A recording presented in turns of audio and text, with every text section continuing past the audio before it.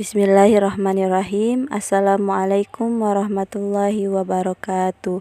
Perkenalkan, nama saya Greza Trilestari, NIM 6320200013, Prodi Akhwal Syakhsiyah, kelas C, mata kuliah Sejarah Peradaban Islam. Baiklah, pada kesempatan kali ini saya akan membahas tentang Bani Umayyah di Eropa. Pembahasan yang pertama yaitu masuknya Islam ke Eropa. Dalam sejarah ilmu pengetahuan dan peradaban Islam, tanah Spanyol lebih banyak dikenal dengan nama Andalusia, yang diambil dari sebutan tanah semenanjung Liberia. Julukan Andalusia ini berasal dari kata Pandalusia, yang artinya negeri bangsa Pandal. Karena bagian selatan semenanjung ini pernah dikuasai oleh bangsa Pandal sebelum mereka dikalahkan oleh bangsa Gothia Barat pada abad ke-5.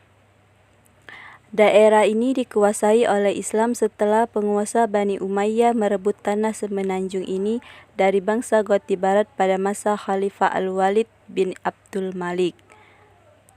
Islam masuk ke Spanyol pada tahun 93 Hijriah atau 711 Masehi melalui jalur Afrika Utara di bawah pimpinan Tariq bin Ziyad yang memimpin angkatan perang Islam untuk membuka Andalusia. Sebelum penaklukan Spanyol, umat Islam telah menguasai Afrika Utara dan menjadikannya sebagai salah satu provinsi dari dinasti Umayyah. Penguasaan sepenuhnya atas Afrika Utara itu terjadi di zaman Khalifah Abdul Malik pada tahun 685 sampai 705 Masehi. Khalifah Abdul Malik mengangkat Hasan ibnu Nu'man al-Ghassani menjadi gubernur di daerah itu. Pada masa Khalifah Al-Walid, Hasan ibnu Nu'man sudah digantikan oleh Musa ibnu Nushair. Di zaman Al-Walid itu, Musa ibnu Nushair memperluas wilayah kekuasaannya dengan menduduki Aljazair dan Maroko. Penaklukan atas wilayah Afrika Utara itu dari pertama kali dikalahkan sampai menjadi salah satu provinsi dari Khalifah Bani Umayyah memakan waktu selama 53 tahun. Yaitu mulai tahun 30 Hijriah atau masa pemerintahan Muawiyah ibnu Abi Sufyan sampai tahun 83 Hijriah atau masa Al-Walid. Sebelum dikalahkan dan kemudian dikuasai Islam, di kawasan ini terdapat kantung-kantung yang menjadi basis kekuasaan kerajaan Romawi, yaitu kerajaan Gotik. Dalam proses penaklukan Spanyol, terdapat 3 pahlawan Islam yang dapat dikatakan paling berjasa memimpin satuan-satuan pasukan ke sana. Mereka adalah Tarif ibnu Malik, Tariq ibnu Ziyad, dan Musa ibnu Nushair. Tarif dapat disebut sebagai perintis dan penyelidik. Ia menyeberangi selat yang berada di antara Maroko dan benua Eropa itu dengan satu pasukan perang 500 orang, di antaranya adalah tentara berkuda. Mereka menaiki 4 buah kapal yang disediakan oleh Julian. Ia menang dan kembali ke Afrika Utara membawa harta rampasan yang tidak sedikit jumlahnya. Didorong oleh keberhasilan Tarif ibnu Malik dan kemelut yang terjadi dalam tubuh kerajaan Visigotik yang berkuasa di Spanyol pada saat itu, serta dorongan yang besar untuk memperoleh harta rampasan perang. Musa ibnu Nushair pada tahun 711 Masehi mengirim pasukan ke Spanyol sebanyak 7.000 orang di bawah pimpinan Tariq ibnu Ziyad. Tariq ibnu Ziyad lebih banyak dikenal sebagai penaklukan Spanyol karena pasukannya lebih besar dan hasilnya lebih nyata. Pasukannya terdiri dari sebagian besar suku Barbar yang didukung oleh Musa ibnu Nushair dan sebagian lagi orang Arab yang dikirim Khalifah Al-Walid. Pasukan itu kemudian menyeberangi selat di bawah pimpinan Tariq ibnu Ziyad. Sebuah gunung tempat pertama kali Tariq dan pasukannya mendarat dan menyiapkan pasukannya, dikenal dengan nama Gibraltar atau Jabal Tariq. Dengan dikuasainya daerah ini, maka terbukalah pintu secara luas untuk memasuki Spanyol. Dalam pertempuran di Bakkah, Raja Rodrik dapat dikalahkan. Dari situ Torik dan pasukannya menaklukkan kota-kota penting seperti Cordoba, Granada, dan Toledo atau ibu kota kerajaan Goths saat itu. Sebelum menaklukkan kota Toledo, Torik meminta tambahan pasukan kepada Musa ibnu Nusair di Afrika Utara. Lalu dikirimlah 5.000 personil, sehingga jumlah pasukan Torik 12.000 orang. Jumlah ini tidak sebanding dengan pasukan Gotik yang berjumlah 25.000 orang. Kemenangan pertama yang dicapai oleh Torik ibnu Ziyad membuka jalan untuk penaklukan wilayah yang lebih luas lagi.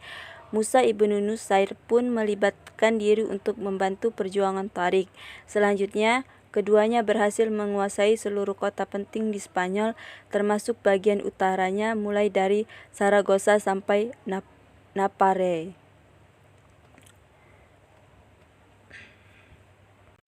Pembahasan yang kedua yaitu perkembangan Islam di Spanyol. Sejak pertama kali Islam menginjakkan kakinya di tanah Spanyol hingga jatuhnya kerajaan Islam terakhir di sana sekitar 7,5 abad lamanya, Islam memainkan peranan yang besar, baik dalam bidang kemajuan intelektual, filsafat, sains, fikih, musik dan kesenian, bahasa dan sastra, kemegahan bangunan fisik atau Cordoba dan Granada. Sejarah panjang yang dilalui umat Islam di Spanyol itu dapat dibagi menjadi 6 periode, yaitu 1. Periode pertama pada tahun 711 sampai 755 Masehi. Pada periode ini, Spanyol berada di bawah pemerintahan para wali yang diangkat oleh Khalifah Bani Umayyah yang terpusat di Damaskus. Pada periode ini, stabilitas politik negeri Spanyol belum tercapai secara sempurna. Gangguan-gangguan masih terjadi, baik dari dalam maupun dari luar. Gangguan dari dalam antara lain berupa perselisihan di antara elit penguasa, terutama akibat perbedaan etnis dan golongan. Di samping itu, terdapat perbedaan pandangan antara Khalifah di Damaskus dan gubernur Afrika Utara yang berpusat di Khairawan. Masing-masing mengaku bahwa merekalah yang paling berhak menguasai daerah Spanyol ini. Oleh karena itu, terjadi 20 kali penggantian wali atau gubernur Spanyol dalam jangka waktu yang amat singkat. Perbedaan pandangan politik itu menyebabkan seringnya terjadi perang saudara. Hal ini ada hubungannya dengan perbedaan etnis, terutama antara Barbar asal Afrika Utara dan Arab. Di dalam etnis Arab sendiri terdapat dua golongan yang terus-menerus bersaing, yaitu suku Qaisi atau Arab Utara dan Arab Yamani atau Arab Selatan. Perbedaan etnis ini seringkali menimbulkan konflik politik, terutama ketika tidak ada figur yang tangguh. Itulah sebabnya di Spanyol pada saat itu tidak ada gubernur yang mampu mempertahankan kekuasaannya untuk jangka waktu yang lama. Periode ini berakhir dengan datangnya Abdurrahman al-Dalik ke Spanyol pada tahun 138 Hijriah atau 755 Masehi. Periode kedua tahun 755 sampai 912 Masehi. Pada periode ini, Spanyol berada di bawah pemerintahan seorang yang bergelar Amir atau Panglima atau Gubernur, tetapi tidak tunduk kepada pusat pemerintahan Islam, yang ketika itu dipegang oleh Khalifah Abbasiyah di Baghdad. Amir pertama adalah Abdurrahman I yang memasuki Spanyol tahun 138 Hijriah atau 755 Masehi dan diberi gelar Al-Dakhil atau yang masuk ke Spanyol. Ia berhasil mendirikan dinasti Bani Umayyah di Spanyol. Penguasa-penguasa Spanyol pada periode ini adalah Abdurrahman Al-Dakhil, Hisham I, Hakam I, Abdurrahman Al-Awsat, Muhammad ibnu Abdurrahman, Munzir ibnu Muhammad, dan Abdullah ibnu Muhammad. Pada periode ini umat Islam Spanyol mulai memperoleh kemajuan baik di bidang politik maupun bidang peradaban. Abdurrahman al-Dakhil mendirikan Masjid Cordoba dan sekolah-sekolah di kota-kota besar Spanyol. Hisham dikenal dengan sebagai pembaharu dalam bidang kemiliteran. Dialah yang memprakarsai tentara bayaran di Spanyol, sedangkan Abdurrahman al-Ausad dikenal sebagai penguasa yang cinta ilmu. Pemikiran filsafat juga mulai pada periode ini, terutama di zaman Abdurrahman al-Ausad. Pada pertengahan abad ke-9, stabilitas negara terganggu dengan munculnya gerakan Kristen fanatik yang mencari kesahidan atau martyrdom. Gangguan politik yang paling serius pada periode ini datang dari umat Islam sendiri. Golongan pemberontak di Toledo pada tahun 852 Masehi membentuk negara kota yang berlangsung selama 80 tahun. Di samping itu, sejumlah orang yang tak puas membangkitkan revolusi. Yang terpenting di antaranya adalah pemberontakan yang dipimpin oleh Hafsun dan anaknya, yang terpusat di pegunungan dekat Malaga. Sementara itu, perselisihan antara orang-orang Barbar dan orang-orang Arab masih sering terjadi. Ada yang berpendapat pada periode ini dibagi menjadi dua, yaitu masa keamiran tahun 755 sampai 912 dan masa kekhalifahan pada tahun 912 dan 1013. Periode ketiga pada tahun 912 sampai 1013 Masehi. Periode ini berlangsung mulai dari pemerintahan Abdurrahman III yang bergelar An-Nasir sampai munculnya raja-raja kelompok yang dikenal dengan sebutan Muluk al-Tawaif. Pada periode ini, Spanyol diperintah oleh penguasa dengan gelar khalifah. Penggunaan khalifah tersebut bermula dari berita yang sampai kepada Abdurrahman III bahwa Muqtadir, khalifah Daulah Bani Abbas di Baghdad, meninggal dunia dibunuh oleh pengawalnya sendiri. Menurut penilaiannya, keadaan ini menunjukkan bahwa suasana pemerintahan Abbasiyah sedang berada dalam kemelut. Ia berpendapat bahwa saat ini merupakan saat yang tepat untuk memakai gelar khalifah yang telah hilang dari kekuasaan Bani Umayyah selama 150 tahun lebih. Karena itulah gelar ini dipakai mulai tahun 929 Masehi. Khalifah-khalifah besar yang memerintah pada periode ini ada 3 orang, yaitu Abdurrahman al-Nasir, Hakam II, dan Hisham II.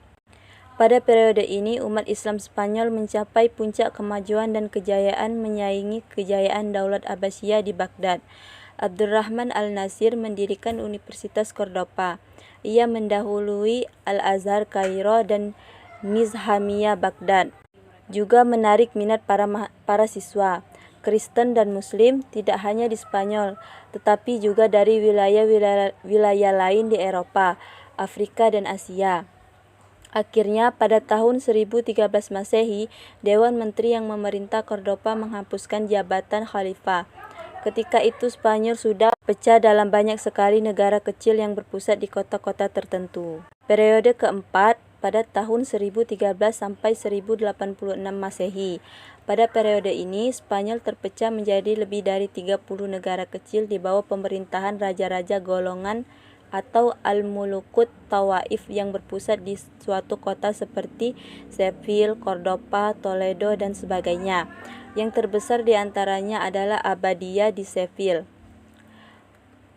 Pada periode ini, umat Islam memasuki masa pertikaian intern. Ironisnya, kalau terjadi perang saudara, ada di antara pihak-pihak yang bertikai itu yang meminta bantuan kepada raja-raja Kristen. Melihat kelemahan dan kekacauan yang menimpa keadaan politik Islam itu, untuk pertama kalinya orang-orang Kristen pada periode ini mulai mengambil inisiatif penyerangan. Meskipun kehidupan politik tidak stabil, namun kehidupan intelektual terus berkembang pada periode ini. Istana-istana mendorong para sarjana dan sastrawan untuk mendapatkan perlindungan dari satu istana ke istana lain. Periode kelima, yaitu 1086 sampai 1248 Masehi. Pada periode ini, Spanyol Islam meskipun masih terpecah dalam beberapa negara, tetapi terdapat suatu kekuatan yang dominan, yaitu kekuasaan dinasti Murabitun dan dinasti Muwahhidun. Dinasti Murabitun pada mulanya adalah sebuah gerakan agama yang didirikan oleh Yusuf ibnu Tashfin di Afrika Utara. Pada tahun 1062 Masehi, ia berhasil mendirikan sebuah kerajaan yang berpusat di Marrakesh. Pada masa dinasti Murabitun, Saragossa jatuh ke tangan Kristen, tepatnya tahun 1118 Masehi. Dinasti Muhawidun didirikan oleh Muhammad ibnu Tumazi. Dinasti ini datang ke Spanyol di bawah pimpinan Abdul al-Mu'im pada tahun 1212 Masehi. Tentara Kristen memperoleh kemenangan besar di Las Navas de Tolosa. Kekalahan-kekalahan yang dialami Muhawidun menyebabkan penguasanya memilih meninggalkan Spanyol dan kembali ke Afrika Utara pada tahun 1235 Masehi. Tahun 1238 Masehi, Cordoba jatuh ke tangan penguasa Kristen dan Seville jatuh pada tahun 1248 Masehi.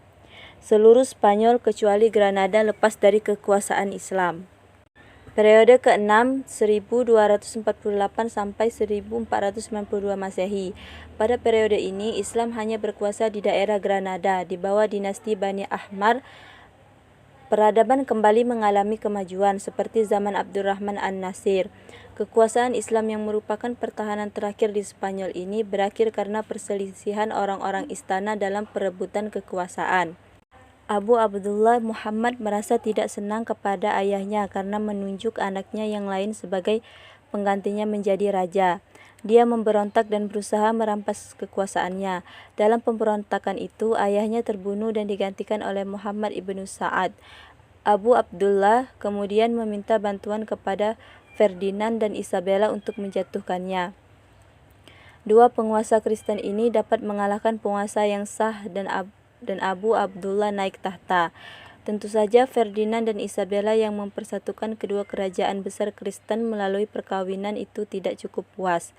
Keduanya ingin merebut kekuasaan terakhir umat Islam di Spanyol. Abu Abdullah tidak kuasa menahan serangan-serangan orang Kristen tersebut dan pada akhirnya mengaku kalah.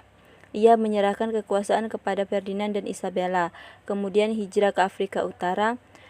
Dengan demikian berakhirlah kekuasaan Islam di Spanyol tahun 1492 Masehi. Umat Islam setelah itu dihadapkan kepada dua pilihan, masuk Kristen atau pergi meninggalkan Spanyol. Pada tahun 1609 Masehi, boleh dikatakan tidak ada lagi umat Islam di daerah ini. Baiklah, mungkin itu saja yang bisa saya bahas pada materi kali ini. Lebih dan kurangnya saya mohon maaf. Saya akhiri. Wassalamualaikum warahmatullahi wabarakatuh.